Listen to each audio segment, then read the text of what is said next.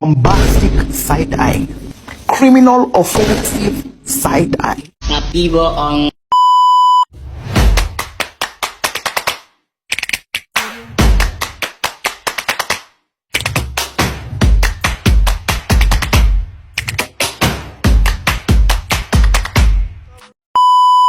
Assalamualaikum warahmatullahi wabarakatuh. Halo semua, perkenalkan nama saya Dewi Kamahani dari kelas Pasar FMPLB ingin membuat video mengenai sejarah Pasar Minggu. Selamat menyaksikan. Pasar Minggu sebagai salah satu kawasan di Jakarta Selatan memiliki sejarah peradaban yang panjang di ibu kota. Nilai historis dari Pasar Minggu tidak hanya memuat kehidupan sosial dan ekonomi, tapi juga budaya yang berkembang di masyarakat. Sama seperti penamaan pasar lain di Jakarta, nama Pasar Minggu juga sesungguhnya diambil dari proses jual beli yang kala itu hanya dilakukan di hari tertentu, yaitu hari Minggu. Hal ini diperkuat berdasarkan catatan sejarah yang termuat dalam Almanak 1834 yang menyebutkan bahwa pasar yang awalnya bernama Pasar Tanjung West ini memang hanya dibuka di hari Minggu. Namun, yang unik dari Pasar Minggu dahulu adalah hanya menjual hasil bumi berupa buah-buahan yang berasal dari perkebunan masyarakat sekitar. Namun, jauh sebelum itu, cikal bakal kemunculan Pasar Minggu sebagai kawasan niaga yang terletak di pinggiran Batavia atau Ome London sesungguhnya telah ada seiring dengan perkembangan daerah di Tanjung Barat yang kala itu disebut Landhuis Tanjung West.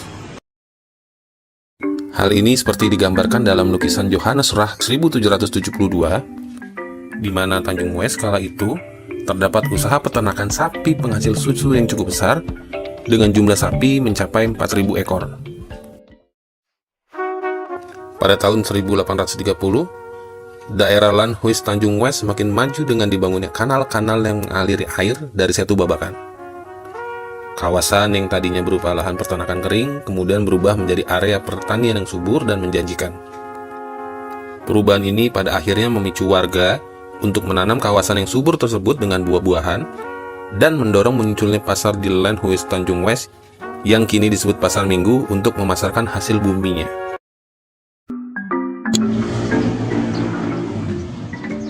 Sejarah kemunculan Pasar Minggu juga tidak terlepas dari perkembangan pasar-pasar lain yang ada di Jakarta. Sebab di awal kehadirannya, Pasar Minggu sesungguhnya hanya sebatas lokasi persinggahan menuju pasar yang lebih besar dan maju seperti Pasar Tanjung Os atau Tanjung Timur yang kini dikenal sebagai Pasar Bo, dan Pasar Simplicitas atau Pasar Pondok Labu.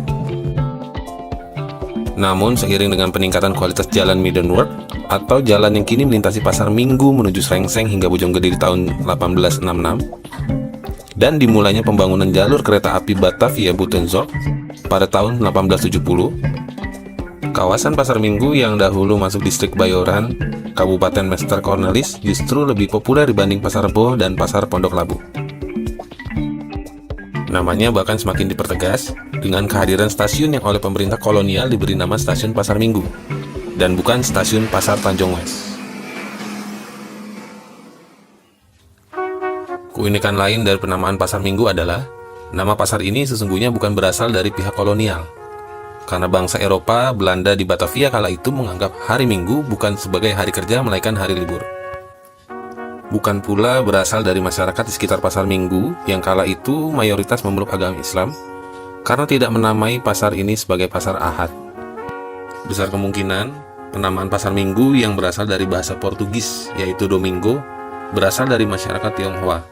Hal ini cukup beralasan karena dahulu tanah di Landhuis Tanjung West dimiliki oleh seorang pedagang Tionghoa kaya. Seiring dengan berjalannya waktu, Pasar Minggu hingga kini tetap eksis menjalankan fungsinya sebagai pusat jual beli bagi masyarakat Jakarta. Meski buah yang dijajakan bukan lagi berasal dari perkebunan masyarakat sekitar, namun posisi Pasar Minggu tetap penting dalam memenuhi kebutuhan sandang dan pangan masyarakat di Jakarta. Keberadaan Pasar Minggu saat ini bahkan semakin strategis, ditunjang dengan kehadiran sejumlah sarana transportasi yang memudahkan aktivitas belanja masyarakat. Banyak pembelinya.